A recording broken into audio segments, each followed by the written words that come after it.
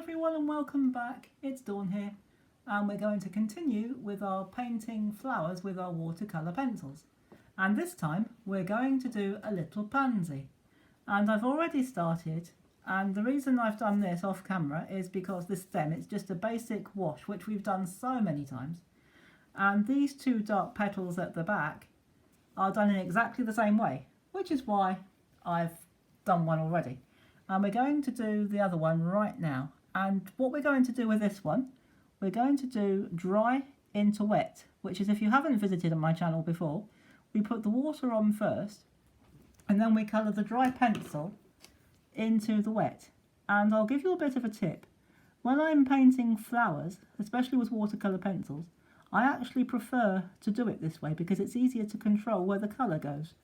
It will spread because the water is on the paper, and it will make the colour spread, but only ever so slightly, so you've got more control, which I actually quite like, especially when we're painting flowers, because we don't want the water or indeed the colour to go over our lines here. So we're going to do that. That's why I prefer to do that for painting flowers with watercolour pencils. So now we're going to do the petals, the other petals, the main petals here. And we're just going to do them one at a time. So we'll start with this one here. It doesn't matter where you start, anywhere will do. But we do them one at a time. And we need a mid-tone yellow. So whichever brand of watercolour pencils you use, just use any one of your mid-tone yellow. If you've got a cadmium yellow, that will be fine. If you've got something called sunshine yellow, that's fine as well. Or primrose, or whatever colour you've got. Just use your mid-tone yellow. Make sure it's fairly bright, and we colour that into that area like that. And we're going to do that with the other two. And the reason these little edges here haven't got any colour on them is because they're going to be a different colour. They're not going to be yellow. And you'll see why in a few moments. We won't be long.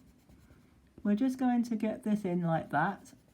And you will see, as we paint, you will see this outline disappearing. And that's because I've used a grey watercolour pencil to do the drawing, because what I really don't like is when we're painting flowers, the worst possible sin you can commit is have the outline showing, because it will look like a cartoon. Unless of course you want to paint a cartoon, then having the outline showing is absolutely fine. So again, we've put the water on, we're going to blend that like that. And of course if you use a watercolour pencil to do the drawing, it will dissolve. As soon as the water hits the pencil, it will dissolve. So that's what we do, and that's why we do it. So we're going to just finish that off there. So we don't need our yellow anymore. What we're going to do, we're going to switch to a dark violet. So if you've got a blue violet or blue violet lake, that's absolutely fine. Use that. And we're going to use that to finish these little edges of the petals here. And we're going to have a go at doing that in one go, or adding the water in one go. But if it dries, that's no problem. We can always put the water back again, or put some more on. And what we're going to do here, for the inner part, the inner edge, we're going to feather it like that. We don't want a straight line. We don't want it to look like it's been stuck on with glue. We want it to look quite natural. So that's why we put the water on again first, on dry into wet, yet again, or once again. And we're going to do that. So we'll just feather that in like that, so it gives it a natural edge and not a straight line. So then we'll go around there and define our line, and we'll keep doing and just fill that in the same way. No problem at all. Very straightforward. Quite relaxing to do actually. And I think we will, oh, let's just fill that bit in there. It looked like it wasn't quite right. There we go. I know, fussy, aren't I?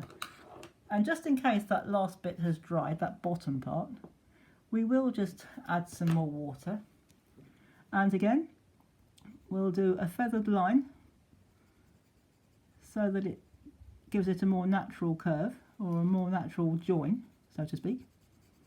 And we will continue to paint into that wet area to control the spread of the colour. And then we need to do one more thing with our dark pencil. Here we've got some little fine lines, so we just, while it's still a little bit damp, like that, and like that. And we're going to do that on all three petals, Just like that, very simple. It doesn't matter which direction you do them in. And we're going to leave that bit like that. And just to finish off, we need to do this centre. And you need a mid-tone green. We're not even going to use any water because it's such a small area. So you just do that, shade it in, nice and strong, and you have a lovely little pansy. And you can see how quite easy and simple that was to do. So I hope you've enjoyed this video and that you have a go at painting pansies yourself. They really are good fun. And if you pop back tomorrow, we will be painting a nice bright sunflower. So do come back for that because they're good fun as well. And in the meantime, do stay safe, have fun with your paintings, and I'll see you tomorrow. Bye bye till then.